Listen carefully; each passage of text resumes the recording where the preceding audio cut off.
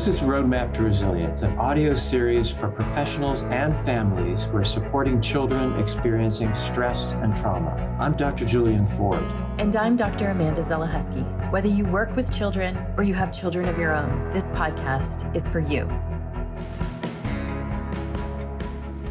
No child exists in a vacuum, and the stress or trauma they experience doesn't either.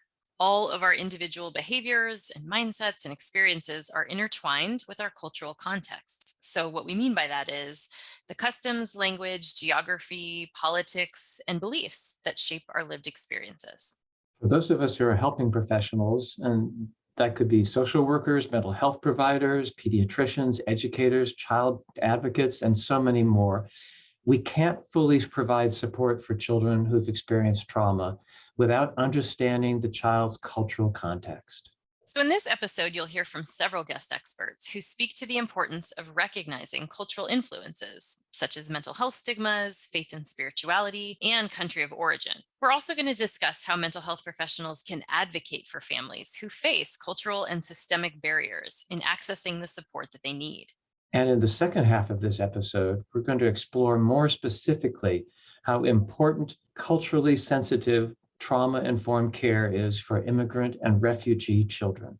Dr. Viola Vaughan-Eden is an associate professor and PhD program director with the Ethlyn R. Strong School of Social Work at Norfolk State University. As a forensic and licensed clinical social worker, Dr. Vaughan-Eden serves as a consultant and expert witness in child maltreatment cases, principally sexual abuse.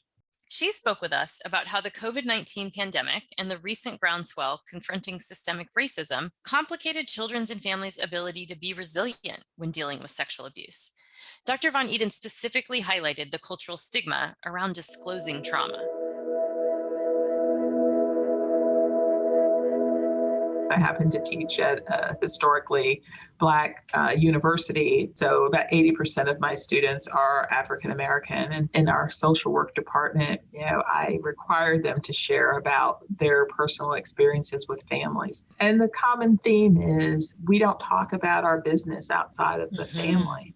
And I don't think that's just African American families. I think that's many families. But when you're not supposed to share the business outside the family, and now all of a sudden you're on lockdown, maybe your home isn't the home that you want people to see on Zoom. And I say that in part because even as a college professor, I know that's been a challenge for a number of our college students. So we know it's a challenge for the children. So it's about an invasion of space, or Zoom takes us into private spaces that in the past, we've been very confident that we don't want to share. We can close that bedroom door, and if we didn't make our bed, no one knows it. But if that's the only space we have to Zoom from, all of a sudden, it definitely almost feels like an intrusion for many people. And then for parents who are already experiencing stress, whether it's mental health issues, whether it's financial stress because of job loss or job insecurity, it really does add a level of pressure to families. And I think the shocking part, I will say, for me, someone who grew up in the South, who grew up in a state that has struggled. In fact, Virginia was the capital of the Confederacy. So we've dealt with racism in all avenues, all branches for many, many years, and still do. I think having the pandemic and then having the amount of racial unrest all happening at the same time just seemed like an overwhelming multitude of traumas. I know we haven't recovered from that because I think people are just not even sure how to respond or who they can feel safe with. Growing up for me was one in which overall I was raised to trust and believe that I'm safe with police and I can go to the police if I have a problem. But I know so many children now are seeing that they can't do that. And even though it's a small number of police that have been involved in some of the racial issues, it's still sending, the wrong message. As a social worker, I always tell my students, or I ask my students, like the first day of class, so, tell me about social workers. What do people think of social workers?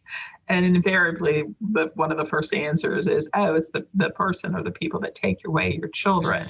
So just like we're scrutinizing police, social workers have always been scrutinized because most people see us as those that may take away your children or those that are telling you that you're doing something wrong with your children.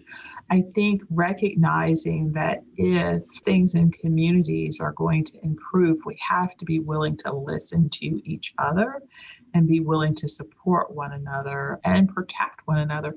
So maybe it isn't your child that's experiencing an abusive situation or a hunger situation, but be willing to reach out to your neighbor or your neighbor's child or your child's friend from school to say, oh, it's okay if you have dinner here at our house today, or it's okay if we study together. It's okay if you talk to me about something that someone else has done.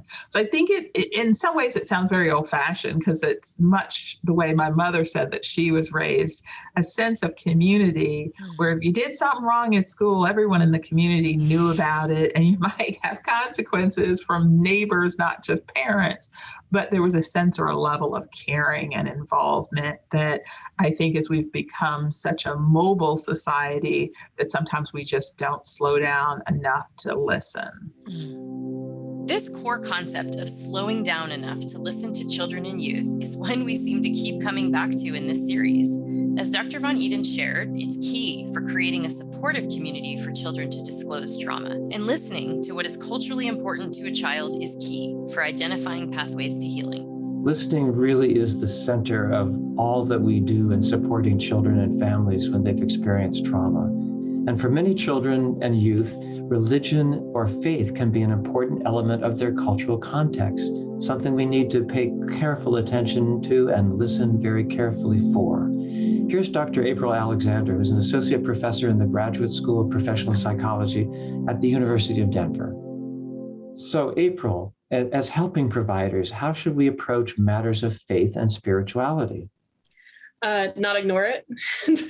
I think that's first and foremost. I've been doing a lot of workshops on cultural humility and psychology, and I center faith and spirituality because we often don't talk about it. There's been a number of articles that said, why do we believe psychology is agnostic or atheist in any ways? Because we often avoid some of these tough conversations. Spirituality and religion is such an important aspect of most people's lives. And so when we are thinking about concepts like resilience and healing, a lot of that often comes from our values that might be tied to our religion and spirituality. So if we're talking about healing from a holistic perspective, we have to talk about spirituality and religion. Just too often, especially in this current moment in time, we just won't have conversations on these difficult dialogues. I think many of us were raised not to talk about politics, not to talk about religion, but all of those things are part of our lives, and we have to have these rich conversations about their meaning in our work.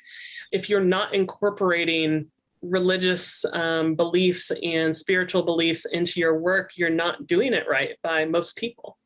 I think one of the articles that I've talked about in my workshop, again, it's with adolescents sexually offend, said something like about 40 to 50% of adolescents are reading the Bible on a daily basis. I found it very interesting that when we talk about, for example, in trauma-focused cognitive behavior therapy, talk about emotion regulation as one of the skills. When I've worked with any number of adults as well as children, they will say, oh, okay, emotion regulation. Well, let's see, the best way for me to do that is prayer. And I'm thinking, I wouldn't have thought of that necessarily, and I wouldn't want to impose that. But how wonderful to hear that, there's a whole cultural reframe of what it can mean to help get your emotions into balance through spirituality. Absolutely. And why are we afraid of talking about that and offering that as a suggestion? So again, I'm challenging treatment providers to look at their workbooks, what's missing and not missing. And so if I know that this 40 to 50% of youth are reading the Bible on a daily basis, I probably need to be talking about that. What are you reading? What passages? What's speaking to you in this moment? And maybe how does that connect with your healing journey? Yeah, it's this idea of meeting people where they are, continuing to keep trying to do that, not trying to bring them to where we are or where we assume they are. So as helping providers, we're listening to a child who's sharing their story. And this is of the greatest importance. And this is something that children don't do lightly, and we as adults need to take very seriously. Perhaps they're disclosing a trauma in addition. And we're beginning to identify the programs, interventions, and strategies we think can help this child. As we do that, we have to also pay careful attention to the child in the moment as we're listening to them, and letting them know that what they're telling us is very important to us, as well as that we're going to find ways to provide them with the help that they need. And this is another instance where we have to consider the cultural context of the child's family. Yeah, and often our siloed systems and programs ask a lot of advocacy and jumping through hoops from parents and caregivers before their child can even begin to receive the help that they need. It reminds me of the conversation we had with Karen Zilberstein. Karen is a licensed independent clinical social worker and author of the book, Parents Under Pressure, Struggling to Raise Children in Unequal America. I think the advocacy is so key. Like, I've definitely struggled with this at times in advocating for various needs that my kids have had. And, this is my field. And if I'm struggling to figure out how to navigate some of these systems, you can imagine for the families where there are a lot of these barriers in place, and it's really hard to navigate. So I was thinking a lot about the role mental health professionals can play as well in that advocacy piece. And sometimes also sort of explaining the context. Like, I feel like there are a lot of assumptions made about families and what they can and can't do. And so I see sometimes the folks you're describing in these roles having to advocate in those ways, to sort of defend or explain or justify why something's happening. Yeah, it used to be that we really blamed families for children's troubles. And so it was their fault and they just needed to get their act together. I think we do that less, but now we do have an expectation that parents will do everything and that they can to help their children who have special needs. And sometimes it means twisting themselves so inside out that it's impossible. Yeah. And they simply can't. It's not physically possible. We have parents who are feeling that amount of stress and load, and it's impacting their physical and mental health because there's just too much on their plate and they can't handle it. There was an interesting study. This one isn't on parents, but the researchers at Northwestern University, I think that's where they are, were studying rural, poor African-American youth. And they were looking at the ones who had actually succeeded and who had psychosocial resilience. And when they studied them and looked at them compared to their peers who hadn't done so well, they found signs of premature aging and other physical difficulties that the actually less resilient peers didn't have. They were resilient in some areas, but there had been a cost to them in terms of their physical health. Yeah. And I think that we have to keep in mind that it takes a lot of effort to rise above circumstances that are really, really poor. There's a level that we can be resilient and that resilience really helps, but there's a level at which the effort is just too great. It comes together, and when we pile on discrimination, racism, structural inequities, and then learning disabilities and low income, we've really put a load on that is almost impossible to hurdles that are almost impossible to jump over by yourself. Yeah. In your services, how do you address the needs of kids and families who are dealing with these multiple sources of adversity? First of all, we have to acknowledge them, and we have to acknowledge that they're not their fault. We know that validating somebody's position and not blaming them is incredibly helpful. It helps them get a clearer picture. It takes that extra emotional load off. And then I work with them to locate whatever supports they can find. And I really think with them, who in your community can you call upon? Let's think, these are what we look at what the needs are, and we make a list of what the needs are. And then we think through, where can you get help? And I have to say, there are cultural biases here against getting that sort of help. And I will sometimes hear from parents, well, I'm the parent, I'm supposed to be able to do it myself. And sometimes we have to get over that first resilience that no, you can't do it completely yourself. You have a bigger load than others, and it's better for you and your whole family if you get more help. So where is it going to come from? And people have come up with some surprising ideas when you really explore with them where that help is, in the informal range and as well as the formal. So one person ended up having a colleague with an Airbnb that they rented out, and they gave the parents the property one night a week in the middle of the week, and the parents took turns every other week spending one night alone there. It made a huge difference on their ability to get a good night's sleep and recover. So they come up, if you really explore with families, often they come up with surprising solutions for where the help might come from. But it sounds like some of it comes down to giving them that permission and encouragement to seek and accept the help, that there is all this stigma. I agree on parents that you have to do it on your own, and you're supposed to be able to figure it out for your kids. So yeah, I think some of this is working with people, like you said, to realize you are carrying a bigger load. The expectations on yourself are unreasonable right now. Right. Yeah. And sometimes I offer to take some of the burden, not when it comes to the informal supports, but certainly when it comes to the formal supports and the programs and looking into things, that I'll offer to make the phone call and find out the information for them, especially when I get that look on their face. I've sat with parents trying to be helpful, and I'll say, well, there's this and this and this. And then I get the, like, this is too much for me. And then I can offer, do you want me to make some phone calls and find out and lessen what the research and the application is for you? Yeah. Can you say a little bit more about that? So you've spoken about how parents can sometimes actually be overburdened by the interventions, which are, well-intentioned. So how do we not overburden parents as well-meaning mental health professionals? I think we really have to talk to them about what's reasonable. There is, again, this cultural sense of you have to do everything you can. But at some point, a child, for instance, that needs psychotherapy and physical therapy and occupational therapy and who knows what else down the line, there's not enough hours in the day. And the child is exhausted as well as the parent. And sometimes we have to say, let's think about what the priorities are. Let's break this down. What do you really need? What can you do? Let's be realistic and decide where to go with this and help them think it through. I really appreciate Karen sharing and reminding us how important it is to take into consideration all that parents are trying to manage when supporting their children through a variety of different experiences. So now we're going to shift our focus to immigration contexts, children and families that are navigating a lot of different things related to coming into a different country. When children and families come from another country to an entirely new country, the experience of immigration is often fraught with incredible stress and sometimes trauma. So now we're going to talk with an expert who works with children and families who have gone through the incredible challenges of immigration. Dr. Claudia Nantuna is a bilingual and bicultural clinical psychologist who provides forensic psychological evaluations for children and families who've experienced immigration and who are newly in the United States. You've worked with people from 174 different countries.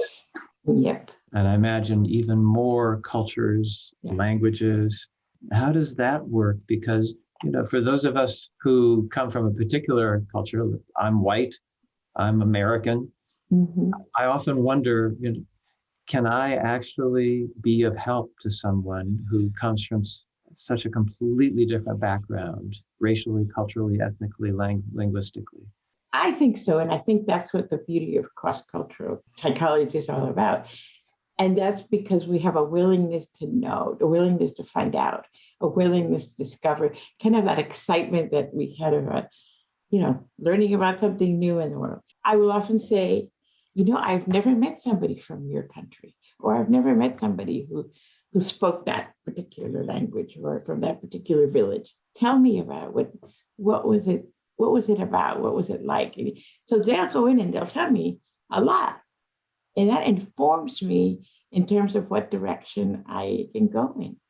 I was born in Peru. My mother was American. My father was came here because he won a scholarship. I give them two little bits of myself, so that ability to share who you are informs them as well that you're a person who has an interest in them. Very important take-homes that I'm getting from what you're saying, Claudette. You treat each individual like an ambassador from their country, from their culture, and as someone who can inform you, and someone who you're interested in learning about where they come from and what it was like, not just for the case, but because you're genuinely interested in them, and you show them the same respect that you would to a formal ambassador. That's the hope.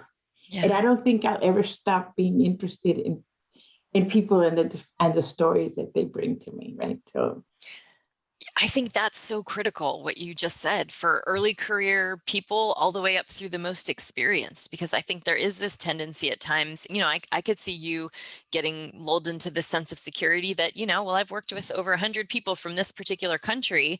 I know enough about their context because I've had so much experience, versus, like you said, treating everybody as, no, you are the expert in the way you experienced that culture or that region. Tell me about it. Tell me your story.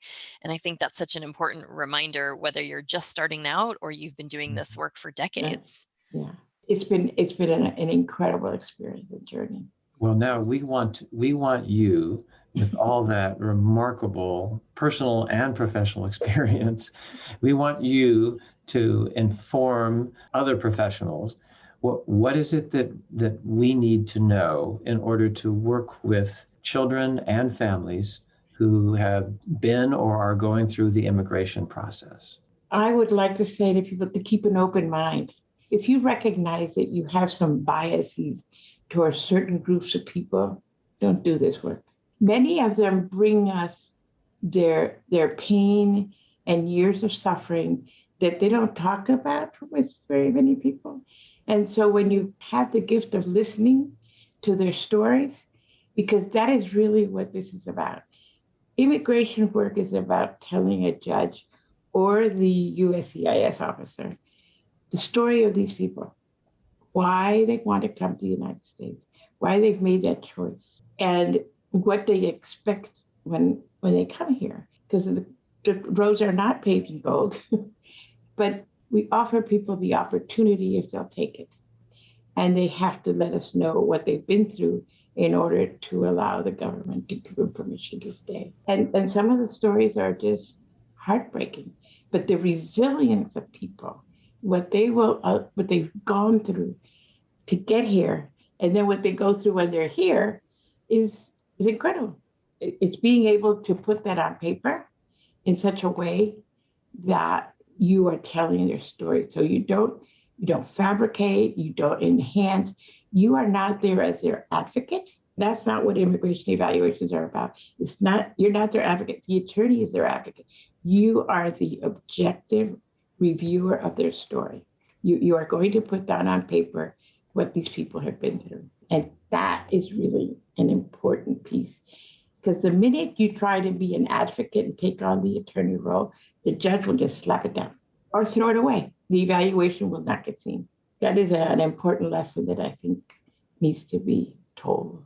Do you find that what might seem simple, but actually is quite complex to fully and truly tell or help a family tell their story? Right. Yeah. You find that that's perhaps as persuasive as if you were trying to somehow plead their case as an advocate?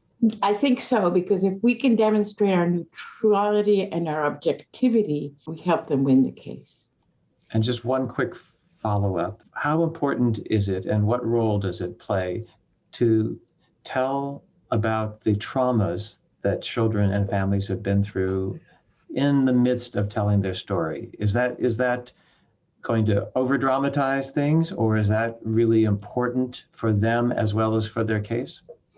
I think it's very important for their case, but it needs to be said in not overly dramatic way. When we do that, we lose our audience. They want to hear the facts and how that impacts people. So that's the art of putting it on paper and on being able to say, yeah, they were beaten, they were tortured. This is what they went through. And this is what it looked like when they came out. I can remember a young woman who was raped, tortured, and beaten. And then when they finished with her, they threw her out naked into the street. She covered herself in her own way. And she said the first person that came around was a man on a motorcycle, saw her, and just told her to get in the back. Her nakedness did not matter to him. And she was able to see that she needed help. He could offer the help. And that was what was important to him.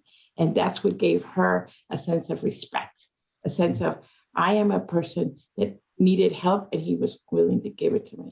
And that made all the difference in the world. And it was someone that didn't know her at all and took her down about an hour away from her to where she needed to go. That humanized the experience. She realized that not every man in the world is going to torture and rape her, but that there are men who are willing to help her.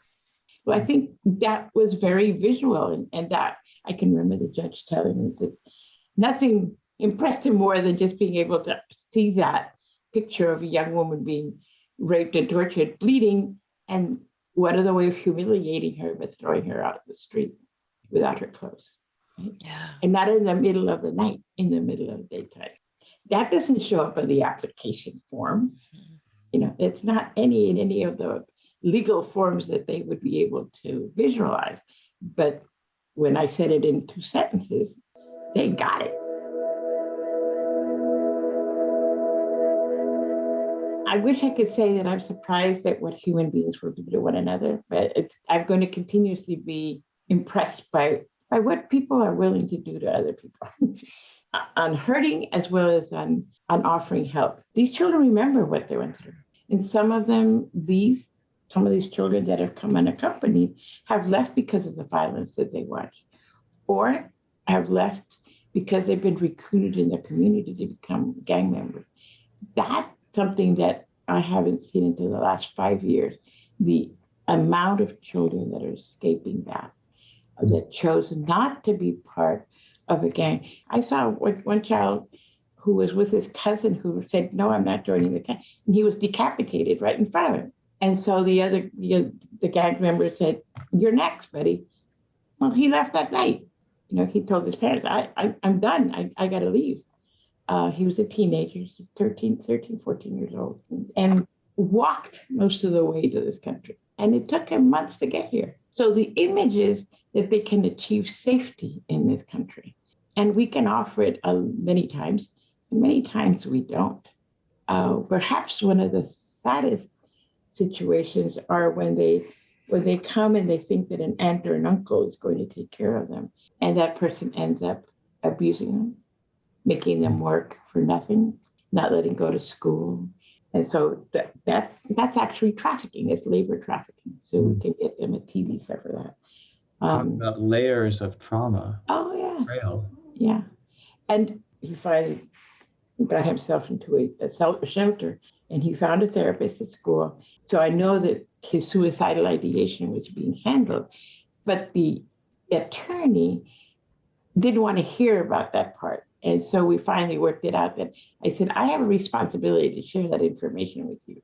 I know he has a therapist, so I don't have to do anything more with it, but letting you know that this child is at risk.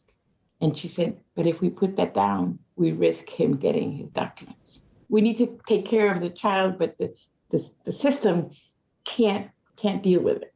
So they choose not to. So those are little tippy-toes that you have to do within the system to figure it out. When you mentioned the fact that boy, that young man, was struggling with suicidal thoughts, mm-hmm. I think that might be puzzling for many people, because here he is having had the incredible resilience to get out of that horrific situation where he saw his friend killed, he could have been killed, probably others, that incredibly difficult trek and dangerous trek to get to this country and then find a place. Yeah. I imagine that it's puzzling for many people. Why would a boy or a girl who's that resilient and has come through that much and seems to want to live, why would they also want to die? I think we also need to take a look at how our system responds to these kids. So as far as ORR and USCIS and all of the agencies, as long as he has someplace to stay, they were fine. They don't bother to check too much into where he's going to stay, right? Oh, we got someplace to stay, check, we're done, right? And so the kids who don't truly understand what's going on with them, I mean, see themselves placed in this situation, and it's like they came here for safety and they're still being abused. You know? So it's like, clearly it must be me and I must not be worth anything. I talked to his therapist and I said, you know, these are things that really need to be dealt with. And she said the school felt that they had it under control, that they had him going to someplace, that they were getting him medication and stuff. When I think of that boy, I think, and correct me if I'm wrong, I think here's a young man who's showing us how strong and essential hope is, but also how fragile and how potentially dangerous hope is. Because it sounds like he had to have incredible hope that he could find a place of safety and where he could have a life. And then finding those hopes dashed, I could understand why that might then lead to a sense of hopelessness, which we know is what can put anyone at risk for suicide. What was interesting about him is that he realized he was in a bad situation, so he reached out in the school. You know, the counselor there was just fresh out of school, and gave him the phone number for the youth shelter. And she said, "This is all I think we can do. Is you can leave where you are. You can go to the youth shelter, but you have to be the one to say that you want to go." And it took him a while before he said, "I'm ready to go, because this is intolerable. I don't know what the next step is, but I'm willing to take the risk." The image that the United States has around the world that this was a safe place to come to. And we're like, oh my God. But I also don't want to, I never want to see us think of this country as being not the place where you don't want to come. But it's just like such expectation that this will solve all of your problems, and it won't.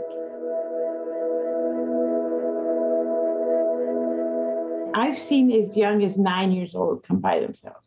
And with this particular little girl, God bless her, she had her grandmother's phone number in her jacket, and she was going to find her grandmother. And she left from Central America because she was being abused. She had been left behind by her mother and grandmother with an aunt who was abusing her. And so one day, one of her little friends said, "I'm going to the United States." And she says, "Okay, I want to go to the United States too." But she says, "My dad doesn't want to take care of you." And she says, "That's okay. I take care of myself." And so what she did, she just followed her. She could see them at the distance. And so she came all the way. I think it took them about 2 months to get here. And it's not like an easy, it's not like you're just crossing a desert or even a forest or something like that. I mean, we've got lakes and snakes and men who are looking for these kids, who will capture them. And then you have other people who will be offering them food and on the way. And so there's all different kinds of experiences. And then when she got here, all she had was this phone number. And when they used when USCIS called the phone, it was disconnected. She knew her grandmother's name, and she knew it was Colorado. She remembers telling me, Colorado.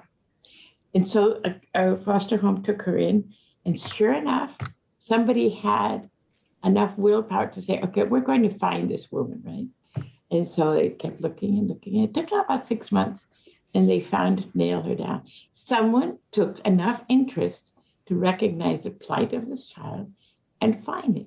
I mean, so humanity, these stories are like fascinating in terms of the dynamics of what people will do to one another. I wanted to get that grandmother so bad, but no, I didn't do it. So it was well, that's a great example of how, as mental health providers, we can't always do some of the crucial things, like that's right. The grandmother, or finding exactly the right home or care. Right. But and that's not my job. It's not my role. And having been a social worker and a therapist and done all of the, resource finding and all that, it's really hard for me to kind of step back and say, that's not my role. Mm-hmm. And that my role is very important, but it's not the one that I've done in the past. So, yeah. But there are people who will do it. There is the motorcycle rider who will help somebody onto his bike. There is the woman, the person who made the calls to find the grandmother. And sometimes our role, we do have to stay within whatever our role is, but we can connect people to others who will do those things. And sometimes that, I think, is our greatest power, is that the person sitting across from us just doesn't even know that there are people out there who can help them with this. And maybe our job is to connect them. Yeah, and so I will put, in my summary, I usually put down what all this is about. And then I'll put down my recommendation is for them to receive culturally sensitive, linguistically appropriate therapy, right? Because they do need people to connect that know their language and their culture. What do you want other training programs to know? I mean, that is a really unique, incredible journey that you had. And so, right, you've supervised. And there's so much work. Right. And we need people doing this work. So what do you want to say to all those graduate programs out there about what they should be doing? To take a look at what immigration psychology is all about, because it involves understanding testing for different populations. It involves learning writing skills so that the courts will pay attention to what you're saying. It involves definitely the cross-cultural piece that you can't gain anywhere else. That is the richness that immigration brings, and it's not being tapped. I think there's probably a handful of us that have as many years of experience in doing this. Many of the psychologists that are currently on the border have gained a tremendous amount of experience in working with that group. But there is a whole rest of the world that wants to come in. And now with all these Afghani people who have to apply for, they're going to be given asylum, but within a year, they need to apply in order to be granted residency. And if they don't do that on time, they get them back. So who's going to do them? What you're telling us is that you, as a graduate student, and you were doing this in a different stage of life than many graduate students. Yes. Mm-hmm. But regardless, as a graduate student, you had to find something that really mattered to you. Yes. And when you did that, then you had to do a lot of advocacy to actually get that practicum set up, find a supervisor. Now, I know it's not always going to be that challenging, and it's not always going to be possible for graduate students in training to create their own. But it does sound like that's something that every graduate student should at least have in mind as a possibility, rather than just going in lockstep through whatever the traditional standard placements are.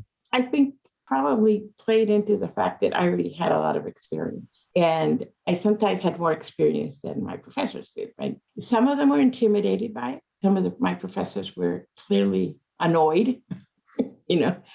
I went there with wanting to learn. I was like, I'm an empty vessel here when it comes to, Wait a minute, you're supposed to just want a degree.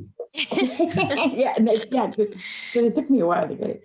I'm just hoping that the psychology will make room for immigration, that they will start thinking about it as a new field.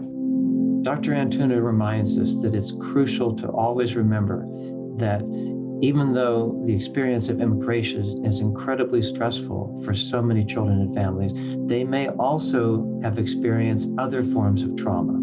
And we need to be alert to all the ways in which they may be recovering from trauma. And it's not just through the immigration experience. It may be through their experiences in their community before they left their home of origin, or since they've arrived in the new country. It may be in their own home. And wherever trauma has occurred, it's crucial that we provide the kind of support that is attuned to their needs, to their nationality, to their language and culture. Yeah, there's so many ways they're trying to make sense of their worlds, as you've described, their former worlds and their new worlds, whatever that might look like. So that brings us to the final portion of this episode, where we're going to hear from Dr. Sandra Rafman about the moral universe of children and how the trauma of the refugee experience can really shake those foundations. Integrating human rights and the trauma perspective. Dr. Sandra Rafman is a psychologist whose professional appointments have included a professorship at the University of Quebec in Montreal and a clinician at the McGill University Health Center and Montreal Children's Hospital. I'm thinking about some of the contexts you've worked in, Sandra, and just when you have worked with or consulted, with families where they have experienced war, these massive political conflicts, natural disasters, what are some of the differences that you see for kids and parents who end up navigating that with maybe a bit more resilience versus kids that struggle to? What is in place or what have you noticed that seems to make some difference? There's so many variables. Like we know that prior trauma, we know that the relationship, the supportive relationship, these are truly important. What's coming up more and more, for example, with the war situations or refugee situations, is how is the child accepted in the hosting country? Like, how is he received? Is he stigmatized, discriminated against? So it's true that all those other things, like was he severely separated or whatever, they're definitely the case, but still, like how they're received counts enormously. And economic factors are so important. Like they're just, and it's not sufficiently acknowledged. If you take all the stuff that have affected the child, they're looking to live in a moral universe. They want things to be just. They want things to be benevolent. They want it for themselves, but they also want it for their loved ones. So they're looking, how do I make a moral universe out of this? And to see that they're struggling for that and to see it in their actual words and play, is a push for us to look to do something like that instead of like giving they're co-constructors of the social world. They're starting young and they're telling you from very young, because they have empathy from very young. Yeah, so they're like part of a social construction. But you see, the thing that happens like in a war or in a pandemic is that everything is disrupted. So the usual assumptions, like it's often done, and the usual assumptions are shaken for the adults as well. Like who's the good guy, who's the bad guy. This was done a lot in the Bosnian War. So who was friend, who wasn't, and who was right, and who had different theories of it. So assumptions about how the world is organized are disrupted for their culture, for their family, for everybody. So they're in the middle of a disruption, and so are the adults. So they're reconstructing their social views after a severe war or civil conflict. And so reconstructing meaning is much harder in now we see that so much, like in our political situations, like it's gotten so, it's so disrupted that how do you make sense of it? It's hard for the parents, and so it's going to be harder to do it for the kids. Could an answer perhaps sometimes, and I realize you're making a wonderful point that there is no one size that fits all for every child. Oh, absolutely. Could an answer be, if a child says, why is this happening? Could it be, I don't know exactly why it's happening, but I know that you want things to be fair and you want people to be treated right and you want people to do the right things. And that's something that we share, that I want that too. So we're together and wanting things to be right. Yeah. Just so this idea that caregivers or parents and kids are co-constructing this experience together, even in the not knowing, even in the uncertainty. Well, here's what we both want, and here's the meaning we're both seeking from this. And I love that idea of just making sure that kids feel heard and validated in their thoughts, their worries about this, their understanding, rather than sort of placated, like can sometimes be our tendencies.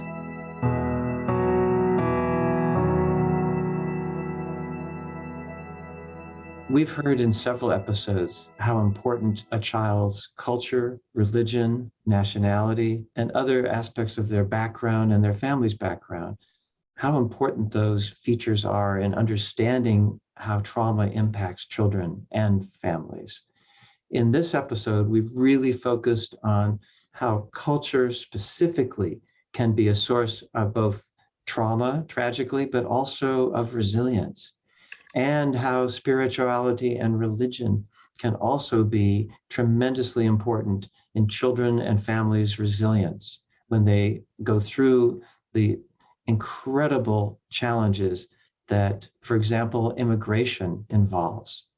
So I've learned a lot in this particular episode because it reminds me to always think every child and family I work with comes from one and maybe several cultures and has beliefs and experiences that I need to know and learn about from them.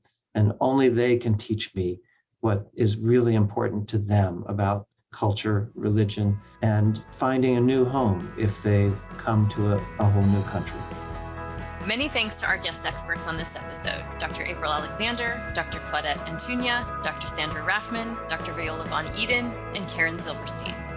Visit roadmaptoresilience.org to learn more about our guest experts, access additional videos and resources, or send us a message. If this episode piqued your interest, we'd love for you to leave a 5-star review on Apple Podcasts and let us know what you think. And if you imagine this episode would resonate with a colleague or friend, please share it. Roadmap to Resilience is a collaboration between Pandemic Parenting and the University of Connecticut School of Medicine, with special thanks to the Interorganizational Child Trauma Task Force. Roadmap to Resilience is produced by my co-hosts, Dr. Julian Ford, myself, Dr. Amanda Zelahusky, along with Carmen Vincent and Victoria Bruick. Many thanks to Jennifer Valentine for her strategic support and to the teams at Pandemic Parenting and the Center for the Treatment of Developmental Trauma Disorders for providing promotional support. We'd also like to thank the Substance Abuse and Mental Health Services Administration's National Child Traumatic Stress Network for their financial support of this project. Thank you for joining us in supporting children in need of a roadmap to resilience.